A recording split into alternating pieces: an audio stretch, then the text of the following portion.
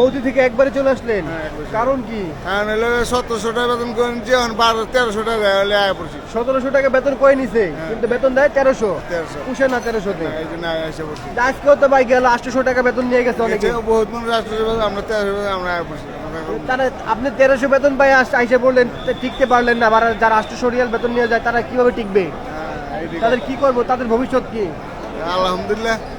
হ্যাঁ, ভাইয়ের বাড়ি কোন জেলায়? আমার এই আমিন বাজার, গাবতলী আমিন বাজার। আমিন বাজার। ভাইয়ের বাড়িতে আমার বাড়ির লগেই।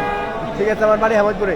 যাই হোক, আপনি আসছেন 1 বছর পরে, কত টাকা খরচ করে গিয়েছিলেন? গেছিলাম 3 লাখ টাকা খরচ হয়ে গেছিল। কি কাজের উপরে গেছিলেন? মেকানিক। মেকানিক।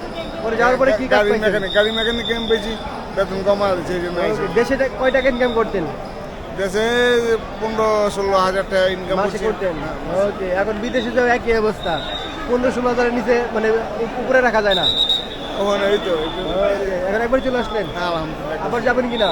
আবার যেমন আশা করছি, এক কোম্পানি বাগ রয়েছে, এক কোম্পানি যাবো। অন্য কোম্পানিতে যাবেন? হ্যাঁ, অন্য ওকে।